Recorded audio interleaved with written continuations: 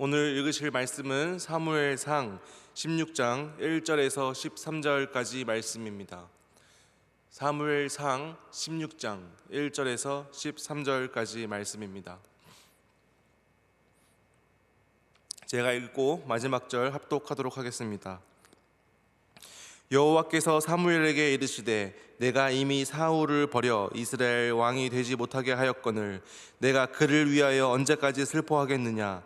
너는 뿔에 기름을 채워 가지고 가라. 내가 너를 베들레헴 사람 이새에게로 보내리니 이는 내가 그의 아들 중에서 한 왕을 보았느니라 하시는지라. 사무엘이 이르시되 내가 어찌 갈 수 있으리이까. 사울이 들으면 나를 죽이리이다 하니 여호와께서 이르시되 너는 암송아지를 끌고 가서 말하기를 내가 여호와께 제사를 드리러 왔다 하고 이새를 제사에 청하라. 내가 내게 행할 일을 가르치리니 내가 내게 알게 하는 자에게 나를 위하여 기름을 부을지니라. 사무엘이 여호와의 말씀대로 행하여 베들레헴에 이르매 성읍 장로들이 떨며 그를 영접하여 이르되 평강을 위하여 오시나이까. 이르되 평강을 위함이니이다. 내가 여호와께 제사하러 왔으니 스스로 성결하게 하고 와서 나와 함께 제사하자 하고 이새와 그의 아들들을 성결하게 하고 제사에 청하니라. 그들이 오매 사무엘이 엘리압을 보고 마음에 이르기를 여호와의 기름 부으실 자가 과연 주 앞에 있도다 하였더니 여호와께서 사무엘에게 이르시되 그의 용모와 키를 보지 말라. 내가 이미 그를 버렸노라. 내가 보는 것은 사람과 같지 아니하니 사람은 외모를 보거니와 나 여호와는 중심을 보느니라 하시더라. 이새가 아비나답을 불러 사무엘 앞에 지나가게 하매 사무엘이 이르되 이도 여호와께서 택하지 아니하셨느니라 하니 이새가 산마로 지나가게 하매 사무엘이 이르되 이도 여호와께서 택하지 아니하셨느니라 하니라. 이새가 그의 아들 7을 다 사무엘 앞으로 지나가게 하나 사무엘이 이새에게 이르되 여호와께서 이들을 택하지 아니하셨느니라 하고 또 사무엘이 이새에게 이르되 내 아들들이 다 여기 있느냐. 이새가 이르되 아직 막내가 남았는데 그는 양을 지키나이다.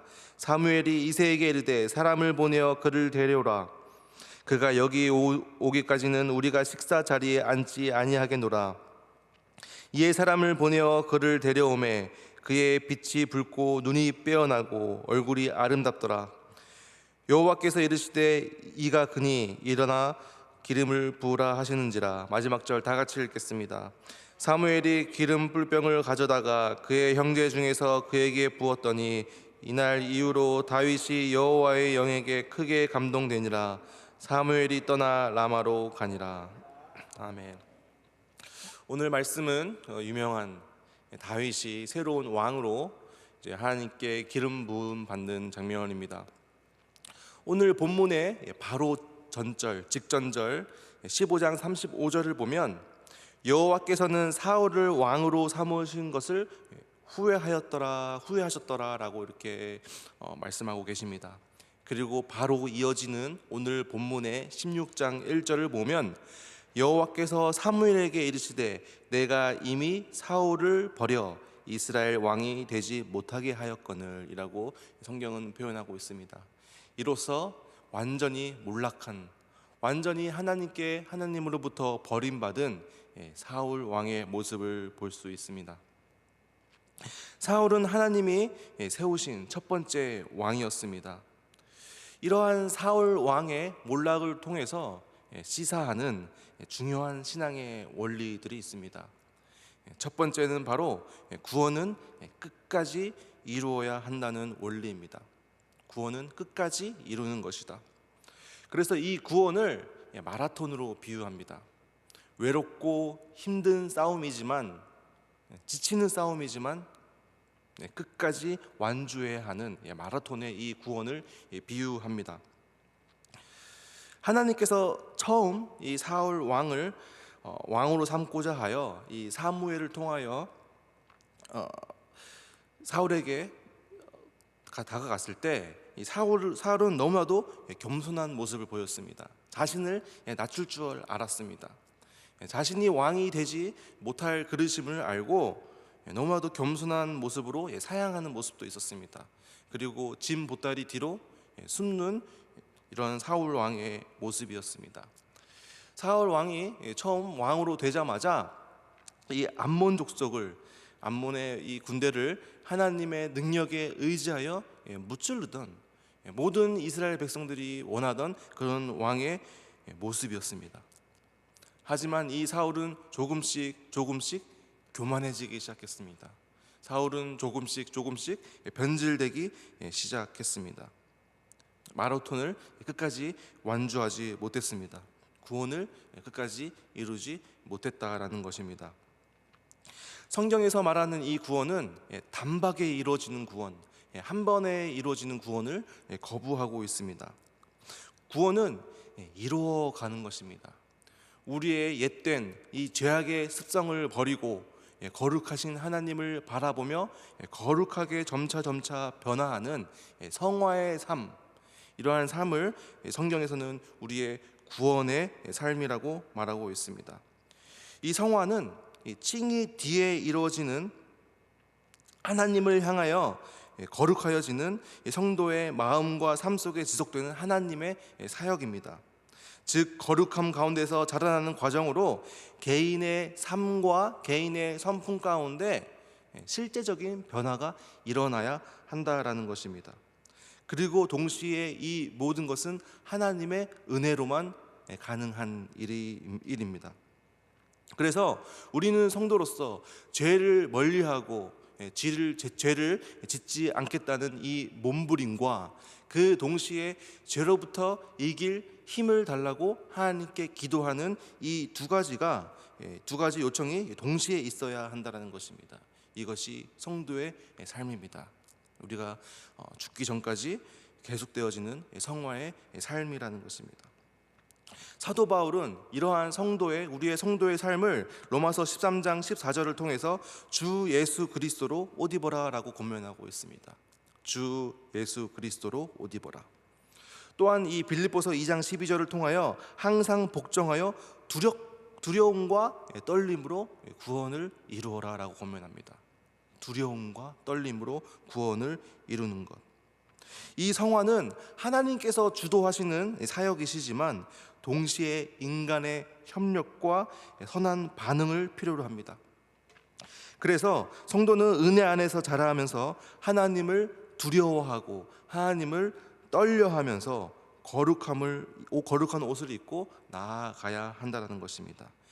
이러한 하나님을 향한 두려움과 떨림, 그리고 죄를 멀리하고자 하는 이 몸부림, 이것이 사울에게는 없었다라는 것입니다. 이 사울의 몰락을 통해서 우리가 알 수 있는 두 번째 중요한 신앙의 원리는 사울은 회개하는 자세가 없었다라는 것입니다. 하나님께서는 왜 사울을 버리셨는가? 또 사울은 왜 하나님께 버림받았는가? 많은 사람들이 이렇게 이야기합니다. 사울이 기다리지 못해서, 또 기다리지 않고 자신 마음대로 제사를 지냈기 때문에, 혹은 하나님께서는 아말렉 족속을 진멸하라고 명령하셨지만 힘없는 백성들은 죽이고 필요한 왕은 살리고, 또 필요 없는 것들은 죽이고 또 기름진 것들은 살리고, 하나님께 불순종했기 때문에 사울은 버림받았다고 많은 사람들이 얘기합니다. 어느 정도 맞는 얘기지만 정확한 얘기는 아닙니다. 이게 맞으려면 사울 왕이 하나님께 불순종해서 버림받았다라는 것이 맞으려면 우리는 그러면 다 버림받아야 합니다. 우리 중에 순종을 제대로 한 사람이 어디 있습니까? 우리 중에 제대로 기다린 자가 어디 있습니까? 아무도 없습니다. 사울이 불순종했기 때문에 버림받은 것이 아니라 사울이 바로 회개하지 않았기 때문에 버림받은 것이라는 것입니다. 사울은 한 번도 회개하지 않았습니다. 어떠한 책망을 들어도, 어떠한 경고를 들어도 사울은 회개하지 않았습니다. 백성들 때문에, 블레셋 군대들이 쳐들어오기 때문에 끝까지 변명을 대고 회개하지 않았다라는 것입니다.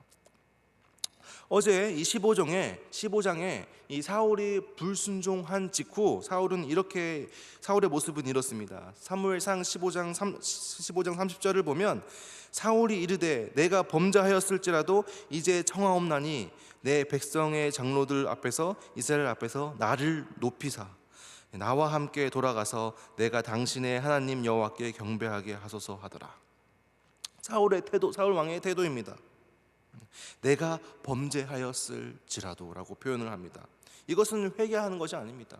진정 사울이 회개했다면 범죄했을지라도가 아니라 제가 범죄했습니다. 제가 잘못했습니다. 제가 주님의 말씀에 순종하지 않았습니다. 라고 납작 엎드리는 태도가 있어야 합니다. 통회하고 자신의 죄를 자복하는 과정이 있어야 하지만 사울 왕은 전혀 그런 모습이 없었다라는 것입니다. 범죄하였을지라도. 그리고 또 사울 왕의 입에서 나오는 말이 나를 높이사. 이것은 절대 자신의 죄를 인정하는 자의 태도가 아닙니다.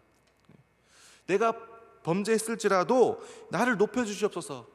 장로들과 백성들 앞에서 나를 높여주시옵소서. 나를 데리고 가서 하나님께 예배하게 하여 주시옵소서라는 이 태도는 전혀 회개하는 사람의 태도가 아니라는 것입니다. 이것이 사울의 문제였습니다. 다윗 왕도 이 왕이 된 다음에는 많은 죄를 저지릅니다. 정말 용서받지 못할 죄까지 다윗은 저지릅니다. 그런데도 불구하고 다윗 왕은 하나님께 버림받지 않습니다. 그 이유는 회개에 있습니다.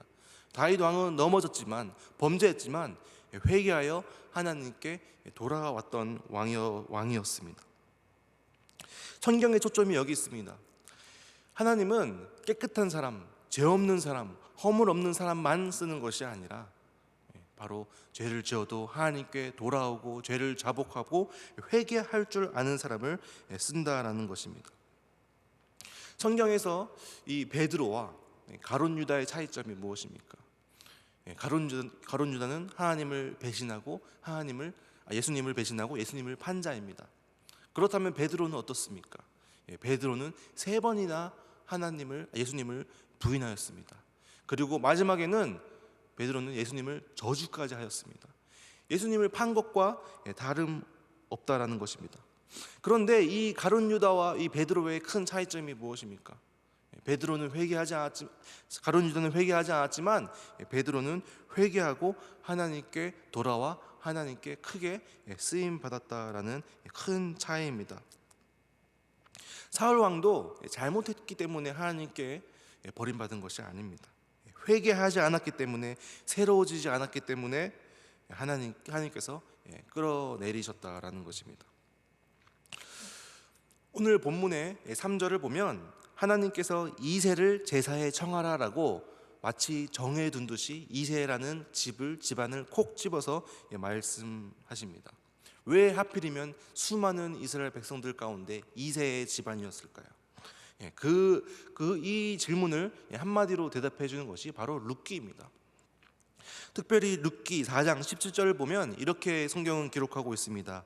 그의 이웃 여인들이 그에게 이름을 지어주되 나오미에게 아들이 태어났다 하여 그의 이름을 오벳이라고 하였는데 그는 다윗의 아버지인 이새의 아버지였더라. 이 한마디 때문에 룻기가 쓰여진 겁니다. 이것을 나타내려고 사사기, 룻기 그리고 사무엘 상사에 룻기가 있는 것입니다. 이새가 갑자기 툭 튀어나온 것이 아니라, 다윗이 갑자기 툭 튀어나온 것이 아니라 성경에서 하나님께서는 예비하시고 계획하시고 작정해 오셨다라는 것입니다. 너무나도 놀랍지 않습니까? 수백 년 전에 아무도 몰랐지만, 아무도 예상하지 못했지만 하나님께서는 예비하시고 준비하셨다라는 것입니다. 우리의 아버지 되신 하나님께서 우리의 삶도 이렇게, 우리는 하나님의 방법과 때를 알 수는 없지만 우리의 삶을 예배하시고 이끌어 주실 줄을 믿습니다. 이번 한 해에 하나님께서 우리 개인에게 또 우리 교회에게 주신 말씀입니다. 이사야서 43장 19절. 보라, 내가 새 일을 행하리니 이제 나타낼 것이라. 너희가 그것을 알지 못하겠느냐? 반드시 내가 광야의 길을, 사막의 강을 내리니. 이 말씀을 묵상하면서 특별히 저에게 와닿았던 부분은 바로 이 구절입니다. 반드시 내가 광야의 길을, 사막의 강을 내리라. 우리는 광야의 길을 낼 수 없습니다. 그리고 사막의 강을 내는 것은 불가능합니다. 초월적인 존재, 하나님만이 할 수 있다라는 것입니다. 우리는 할 수 없지만, 우리의 계획과 우리의 노력과 우리의 상식으로는 할 수 없는 일이지만, 이루어질 수 없는 일이지만 하나님의 방법으로, 하나님의 때에, 하나님의 능력으로 행하신다라는 것입니다. 이 말씀을 우리가 1년 동안 붙잡고 나가길 원합니다. 우리는 할 수 없지만, 우리는 하나님의 방법과 때를 모르지만 하나님의 능력으로 이루어 주실 것입니다. 새 일을 이루어 주실 것입니다. 이것을 붙잡고 기대하고 나가는 저희들 되기를 원합니다. 오늘 본문 4절과 5절을 보면 4절에 이렇게 나와 있습니다. 사무엘이 여호와의 말씀대로 행하여 베들레헴에 이르매 성읍 장로들이 떨며 그를 영접하여 이르되 평강을 위하여 오시나이까. 장로들이 묻습니다. 평강을 위하여 오시나이까. 이르되, 사무엘이 대답합니다. 이르되 평강을 위함이니라. 이스라엘 백성들은 평강하지 못했습니다. 블레셋으로부터 끊임없이 공격을 받고 또 이 사울 왕이라는 하나님 앞에 겸손하지 못한 왕 안에서 평강의 삶을 살지 못했습니다. 하지만 사무엘이 새로운 왕 다윗을 세움으로써 새로운 평강의 시대가 열린다라는 것입니다. 우리의 삶의 평강, 이 평강은 우리의 삶의 주인 새로운 왕이 올바로 정립되었을 때 우리의 삶이 평강이 될 줄을 믿습니다.